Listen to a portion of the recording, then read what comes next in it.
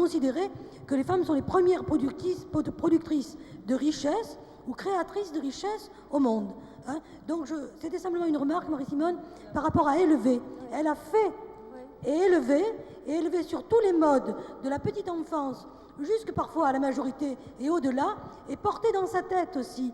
Et à chaque fois qu'on fait un enfant, qu'une femme fait un enfant, elle retraverse tout ce parcours. C'est parfois très régressif. On s'étonne qu'il y ait des dépressions après la naissance pour les femmes parfois. Mais à chaque fois qu'un enfant naît, il faut refaire avec lui tout le parcours de la vie.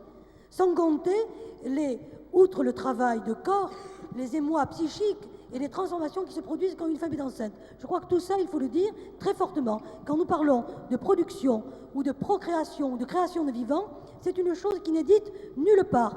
On a travaillé jusqu'ici sur le travail domestique et le travail à la maison, et jamais sur le travail spécifique du corps des femmes qui fabriquent du vivant.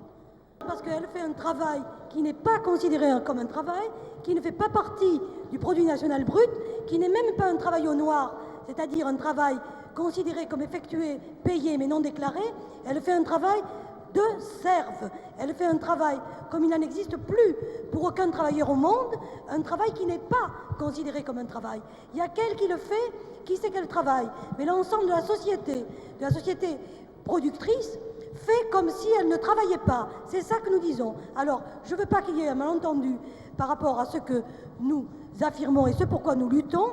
En aucun cas, nous n'allons reprendre ce que vous avez dit, madame, que c'est très beau de se lever un matin et quand l'enfant a 39, de rester à la maison. Non, nous disons qu'il faut reconnaître que fabriquer des enfants, les élever, c'est un travail et que la société tout entière, la production, le capital, doit tenir compte d'une société capitaliste ou socialiste, doit reconnaître que c'est un travail et pas nous contenter, nous, de l'effectuer sans aucune considération, sans aucune temporalisation de ce travail quelconque.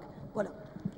Nous sommes absolument hostiles à la rémunération du travail domestique, il faut le dire, parce que je crois qu'il y a certains syndicats tout à fait bien intentionnés, de gauche d'ailleurs, la CGT ou d'autres, qui prétendent que le MLF veut la rémunération du travail domestique. Non, absolument pas. Nous voulons que ce soit reconnu et que par cette reconnaissance, il soit admis que les femmes ont droit et ne soient pas pénalisées de ce triple travail, mais ont droit au travail professionnel à temps plein à l'extérieur, et qu'il y ait des équipements sociaux, je le redis, des crèches gratuites 24 heures sur 24 pour prendre en charge le plus possible tout ce qui incombe de manière absolument sournoise, non reconnue aux femmes jusqu'ici dans toutes les sociétés.